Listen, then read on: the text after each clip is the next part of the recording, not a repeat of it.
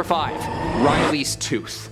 8-year-old Riley Gracely of Pennsylvania discovered something very, very old recently. Okay, come on, we know where this is going. It's a tooth, okay? He found a tooth, a very old tooth. Prehistoric tooth, and a prehistoric discovery to say the least, and that just happened last month in August. But he's no stranger to spotting fossilized teeth, of course, as the family makes it an annual getaway to get out, get some fresh air, and try and dig up the find of a century. The long-extinct Carcharodontlus angustidens, however, a megatooth brother species of shark who swam next to the infamous Meg species. During their visit to Myrtle Beach, South Carolina, Riley and his parents were excavating and fossil hunting at a very well-preserved, well-known fossil excursion near Somerville when the boys stumbled upon this perfectly preserved 5-inch extinct shark tooth. Dad had this to say: "We vacation in Myrtle Beach every summer, so from the time that Riley and his brother Colin could walk, we've been into searching for these treasures on the beach. Riley's collection is still in its early stages, so he's keeping it for now, but who knows, in time, it would be nice for others to enjoy it too." Aw, that's cool. The tooth was identified by the matching of cusps on each side of the tooth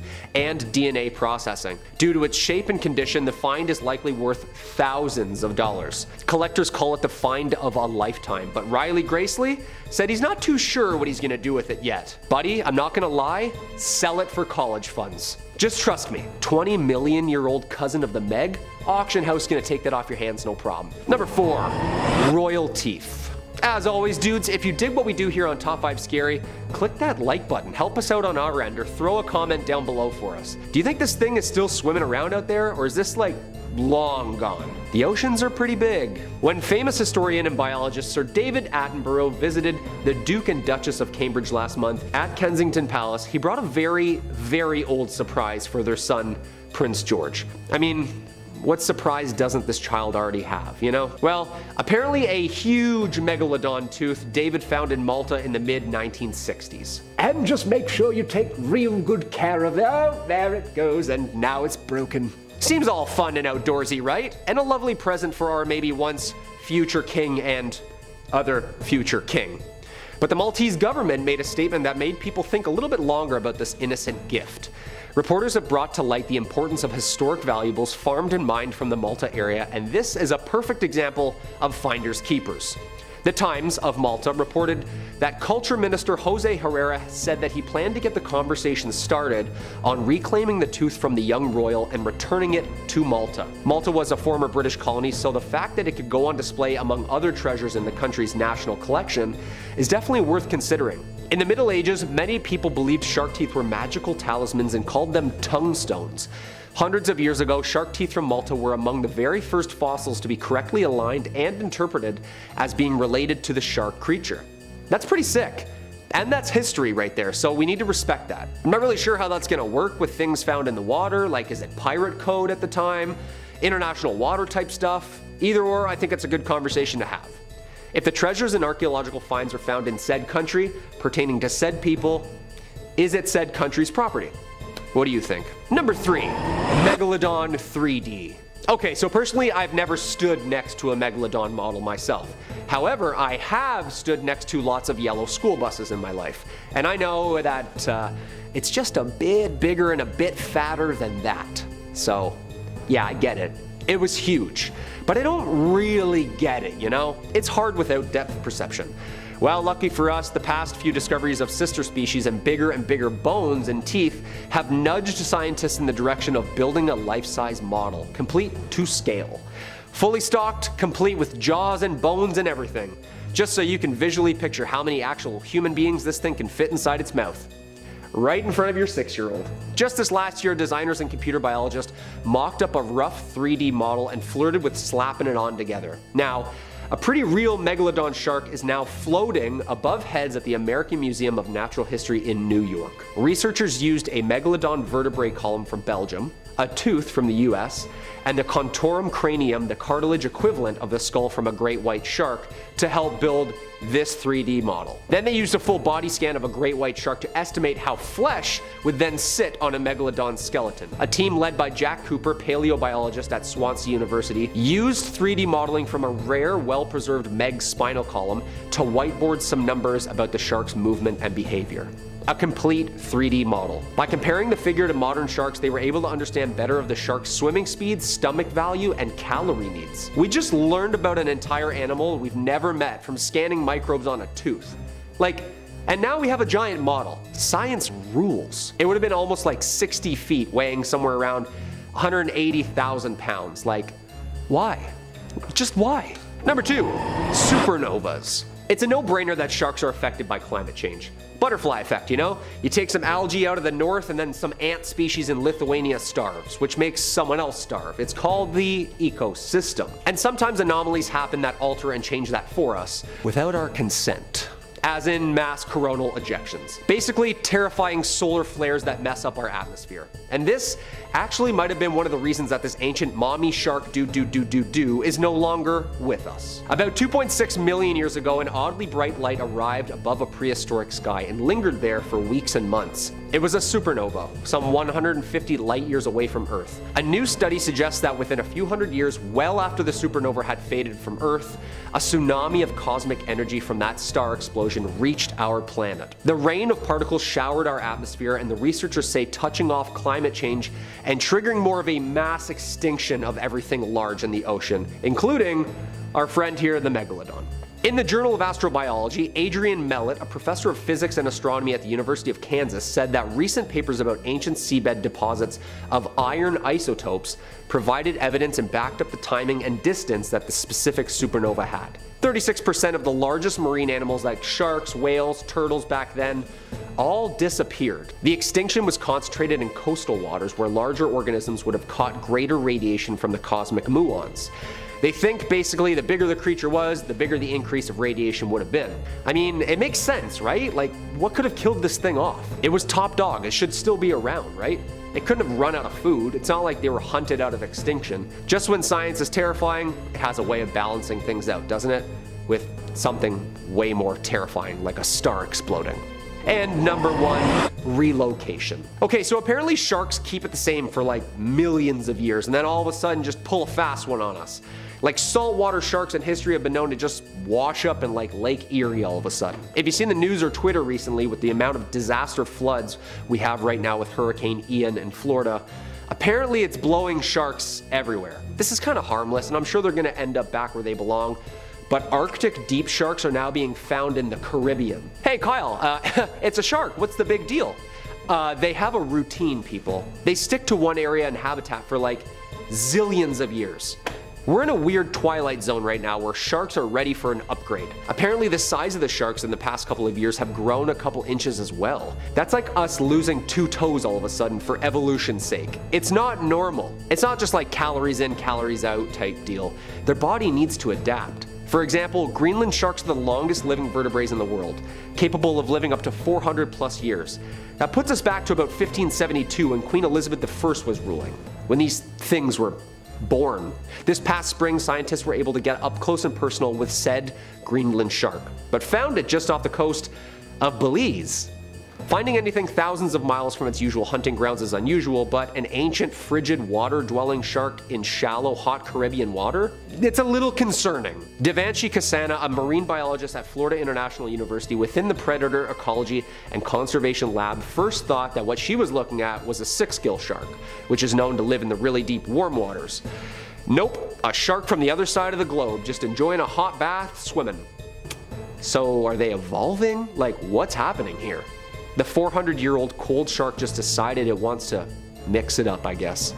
Horrifying. Horrifying on all counts. Number 5. Huge teeth. Without a bit of fossilized evidence, we may never have had any proof of the Megalodon at all, unless you count the 2018 Jason Statham movie, but thankfully this ferocious sea monster was leaving a lot of its teeth behind. Megalodon even translates loosely to big tooth, give you a sense of how important those things were. One of our earliest and most well-known reports and signs of life from this once impressive creature stem from a story from the British survey ship the HMS Challenger, wherein 2 teeth were collected from near the sea floor in 1875 while on a survey expedition past Tahiti. The teeth collected were illuminating. A single Megalodon tooth measures anywhere from 5 to 7 inches long. Compare that with an average great white shark tooth, which measures a little bit under 3 inches, and you start to understand where some of our fascination with the Megalodon stems from. Interestingly enough though, efforts to carbon date the teeth reveal that they were dated about 10,000 to 25,000 years ago, instead of the estimates from scientists saying the Megalodon went extinct 2.6 million years ago. Now, could this be the paper trail suggesting the Megalodon is still swimming around somewhere out there? It's difficult to properly study Megalodon fossils, as the only parts of them that fossilize are their teeth and a bit of their vertebrae. Keep note of that for the rest of the video, as the rest of them are made of mostly cartilage, like most sharks. However, their teeth are found fairly commonly, with Florida being one of the best hunting spots if you're ever looking to take home some Megalodon teeth as a souvenir, maybe make into a really sweet necklace. It's actually even the official state fossil of North Carolina. And if you're learning now that the states have fossils, you are not alone, because I did not know that every state had a fossil. Bit of a tangent, but you really should look the list up because they are not equal even a little bit. Colorado has the Stegosaurus as their official fossil, and then Connecticut has footprints as their fossil. Totally unrelated, but it just seems completely unfair. Now, while I've got you here listening to me yammering on about fossils, if you've been liking these videos, why not hammer the old like button? Helps us out a lot and costs you nothing but a little bit of finger stress. Number 4, fish finder. Now, even though there is a great deal of evidence that the Meg is long since extinct and hasn't swam through our waters in a long time, that really has not stopped us from trying to find it. Scientists like tying up loose ends, and I know if there was even a possibility of a giant shark swimming around out there, I would like to put a pin in that. Worst case scenario, you never find the thing, and oh no, you get to take a bunch of beautiful tours of the ocean with all your scientist buddies. Best case scenario, you find proof of a once thought extinct legendary species and get heralded as a pioneer in your field, so really it's a win-win to keep hunting for it. Earlier this month, the Atlantic Shark Institute thought that they got closer than anybody else. A routine survey operation was disturbed when on the fish finder, a scan showing what looked to be a 50-foot-long titan of a shark appeared on the radar. The team thought they had finally found it for real. And I mean, can you blame them? The image that showed up on their scanner looks like the last thing you would see in a shark horror movie. The researchers, presumably frozen in fear, analyzed the scan until it started to move after 15 minutes. But before they could start writing any of their wills, their fears were put to rest when it turned out the shape was actually just a school of mackerel pulling a pretty good Atlantic prank. The team said that although the Megalodon is recorded as having gone extinct 3 million years ago, that for a few minutes they themselves were confused and thought maybe it had returned. I think it definitely says something if even the brightest scientific shark experts can be scared into thinking the Meg is real just by seeing a particularly convincing shadow while out on the water. Number 3, whale bite. Although the Megalodon was one of the biggest creatures swimming and splashing around in its heyday, these days, our king of the ocean is the blue whale, the biggest creature in the world. Weighing as much as 10 elephants, a whale is a bit more than any shark could chew. In 2021, the carcass of a blue whale washed up on a Cape Town beach in South Africa. Locals were stumped because the whale in question happened to be missing almost half of it from a gigantic bite. Like a gigantic bite. Naturally, speculation ran wild. I mean, what could have possibly caused a bite of that caliber outside the very serious and strong scientific possibility of Godzilla munching around looking for a late night snack? Wouldn't happen to be another school of mackerel all working in tandem, would it? Or could it be our favorite elusive cryptid rearing his head, the Megalodon? Scientists and researchers were scrambling trying to find answers as to what could have caused this. The bite marks were massive, and it was unclear just from initial studies what the attacking creature was. It was covered in lacerations and bite marks all the way down to its tail. The real question though is why only half the whale got eaten? Eyes bigger than your stomach, old Megalodon, my friend? If I was a gigantic shark and I was going after a whale, the least I would do is finish all of it. Couldn't finish your whale and wasted all that good blubber. There's starving sharks who don't have any blubber to eat at all. Try and be more considerate, please. Number 2, Mega Nursery. Though the Megalodon might be renowned for its gargantuan size and prowess as a prehistoric apex predator, even terrifying mega sharks have to start somewhere small, right? Somewhere to get your little flippers and chompers some practice before setting your sights in the big open waters and big prey. Well, it's not quite an aquatic preschool, but it's the next best thing. Researchers from the University of Florida uncovered what they believe to be the world's first Megalodon nursery located in Panama. The researchers found a shallow stretch of the Gatun Formation in which over 400 Megalodon teeth fossils were collected. Most interestingly enough, though, was that the teeth in question were all greatly undersized compared to their usual finds on record, indicating that these were most likely fossils from young Megalodons trying out their training teeth and seeing how well they could bite.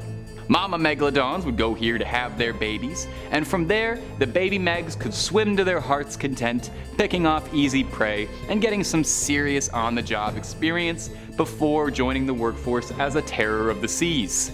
It's a lot of fun actually trying to imagine a baby Megalodon. Would it be cute? I feel like it would be cute. Baby anythings are pretty cute. I mean, a baby version of a 60-foot shark might still be a little bit terrifying. Who's to say it's not just like the size of a regular shark? Should probably be careful talking about baby sharks so much, because the last thing I would want is for any of us to have to spend the rest of this video with a children's nursery rhyme stuck in our head, so we should probably press on. Number 1. Now, as I mentioned before, all the way back in point number 5 if you can remember, it's difficult to get down any research and hard data on Megalodon fossils, as they were mostly made up of cartilage, you know, the stuff like your ears and nose, so they didn't leave behind a lot of bones for us to pick through.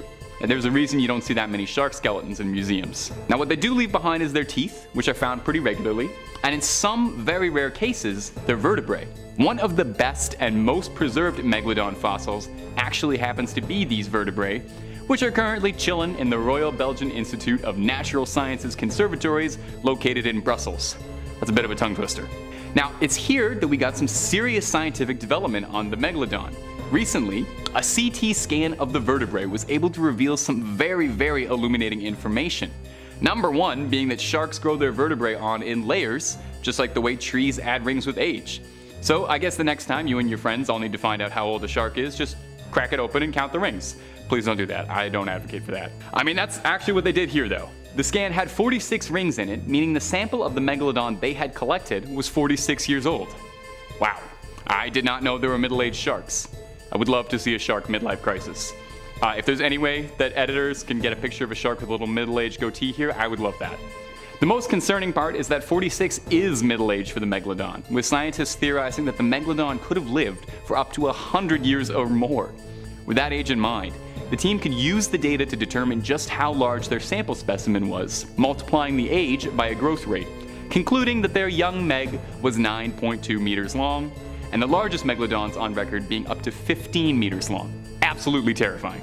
The research showed that baby Megalodons would be up to 2 meters long, meaning they would be the size of a basketball player while they were still in their sharky diapers. There's the answer to the question I was asking before. I guess I didn't really want to know. Number 5, the mystery sea monster. Starting off at number 5, a research crew in Australia was studying the movement pattern of sharks, attaching a tracking device to a 9-foot long shark to observe and report on its migration habits. What they found was a lot more compelling and a lot more disturbing than just monitoring a shark's Fitbit. After attaching the device, the team found that the shark had rose in temperature steeply, and it also descended approximately 2,000 feet below where it should be, where it then stayed for the better part of a week. Surely it was just doing a little sharky sightseeing, occasionally ascending and descending. From here, the trail goes completely cold. No data, no insights, until about 4 months later, the tracking device and absolutely nothing else washed up on a beach in southern Australia. The crew was completely stumped, no answers. Something had eaten their shark, that much was obvious, but what? Well, their best guess isn't going to provide you much comfort, because their hypothesis was that it must have been a much larger, much meaner shark preying on a smaller one like a schoolyard bully, which is 6 kinds of terrifying if the best thing scientists can come up with to explain this is, oh, there's a gigantic shark with a taste for other sharks swimming around, and oh yeah, we have no idea what it actually is, and to be honest, we have no idea where it could be. It's great when scientists are kind of just throwing guesses at the wall. Unfortunately, no brighter insights about just what exactly it was that ate that original shark can be found because, well, they just never found the thing. So whatever did eat it could very well still be out there. Let's just be thankful that whatever the thing that ate it was, it's hiding out in Australia. And to our Australian viewers, maybe just check the water a little bit before your next surfing trip for me, okay? For me. Number 4, the Marino Rocks shark. At number 4, also in Australia, that's going to be a recurring theme, a shark conservation research team was observing local sharks from above in a helicopter surrounding Marino Rocks, a beach on the coast of southern Australia, when one of the researchers spotted a gargantuan great white circling just outside the beach. The shark was estimated to be 7 meters long, or 23 feet. Now, great whites rarely extend past 20 feet, so 23 feet was astronomical, making this thing one of the largest great white sharks ever recorded on camera. The shark actually matches up pretty decently with the size of the shark from Jaws, which, little Hollywood trivia for you, was intentionally designed to be out of proportion and oversized, which is beyond horrifying if the things we created to intentionally be scary looking is being outdone daily by Mother Nature's own creativity and what she's got cooking underwater. Now, the helicopter crew attempted to wrangle this shark out to sea to get a closer look on it and maybe lock it in a steel vault somewhere, but were unsuccessful in any of their attempts to wrangle this thing. So, I hate to be the bearer of bad news, but that means whatever this shark is, it's still out there swimming around Marino Rocks, hopefully not getting up to too much trouble. Horrifying to think about a pleasant day at the beach and then coming up close and personal with a shark, you know, big enough to swallow you whole and then eat two more of you if it felt like it. Number 3. TikTok's Massachusetts Megalodon. Recently, a marine biodiversity student and musician, Alex Albrecht, was on a research cruise with fellow marine biology students when they made a jaw-dropping discovery. And like most people, upon discovering something potentially life-changing, swiftly posted the video to TikTok. Looking over the railing of a cruise ship, swimming around the ship is a behemoth of a shark, estimated to measure in at around 26 feet, looking truly prehistoric as it swims around the ship. The video is taken up from the rigging of the ship just to give you a good sense of just how stupendously large this thing is. In the video, one of the researchers can even be loudly heard asking if that's the famed Megalodon swimming around them. Now, obviously after this video was posted, it went viral pretty quick. I mean, it had the attention of everybody, garnering up to 36 million views and catching the attention of shark aficionados, Megalodon hunters, and people with a lot more shark authority than me, who suspect that the shark in question is not the legendary Megalodon, but in fact a basking shark, one of the largest species of sharks on the planet, dwarfed only by the whale shark in terms of sheer size. Now, you look at this thing, and it's pretty easy to understand why a shark this big could have shocked a fully stocked crew of marine researchers, having them convinced that they've gone toe-to-tooth with the Meg. Basking sharks, luckily enough, are docile and ambivalent towards humans, but look at the inside of this thing. Does this not look like something out of your absolute worst nightmares? Like something out of an H.P. Lovecraft story? This thing could swallow me whole and not even realize it had done it. It's got a mouth like a black hole. The only comfort I'm finding is that if this thing is swimming around the shores of Boston, if it causes any trouble, surely Mark Wahlberg is there to protect us. Number 2. Mariana's Trench sighting. Now, besides sharing the name with the Canadian smash hit pop band, the Marianas Trench is notable for being the deepest trench in our oceans, meaning if anything absolutely spine-chilling was living under the radar, away from the prying eye of research crews, there is a fairly good chance it would be swimming around down here. I mean, over 80% of our oceans remain unexplored, and in that uncharted 80%, scientists theorize that roughly 2/3 of all oceanic life has yet to be discovered. It's a testament to just how deep and dark our oceans run, so it's not uncommon for theorists to suspect that this is where the mighty prehistoric Megalodon could be hiding. And footage released in 2018 might be the evidence to prove that. In this footage, a behemoth of a shark can be seen swimming by what looks to be an abandoned shark cage of some sort. And from the image and video, the shark dwarfs the cage. Its head alone conjures up the imagery we expect when thinking of the mighty Megalodon. I mean, just look at the size of this thing. You can move a family of 4 inside that thing's mouth and still have room for a sublet on the side. Now, the clip is a bit shocking and obviously got a lot of attention on it, meaning experts peer in, and the clip doesn't have everyone convinced. Some skeptics believe that the shark in question is not the Megalodon, but rather a species of shark called a sleeper shark, another species of enormous shark that can grow up to sizes of up to 23 feet long and lives thousands of feet below sea level, adapting to extreme temperatures, even able to live underneath volcanoes. If a shark as extreme as the sleeper shark is swimming around there, it doesn't take too much of a stretch of the imagination to wonder if it's joined by anything like the Megalodon. Number 1, the 1918 sighting. Our number 1 spot is also our oldest recorded entry, and a story that popularized the modern hunt for the prehistoric titan. In the early 19th century, a group of lobster fishermen outside of, I mean, come on, we all know where it took place. Do I even need to say it? Australia. The story took place in Australia. Almost all of these did. These lobster fishermen were shaken to their core when the men claimed that they had seen a shark of preposterous size. Naturalist David Stead provided a written description of the sighting, which is what we've been going on, writing that the men had been at work on the fishing grounds, which lie in deep water, when an immense shark of almost unbelievable proportions put in an appearance, lifting pot after pot containing many crayfishes, and taking, as the men said, the pots, mooring lines, and all.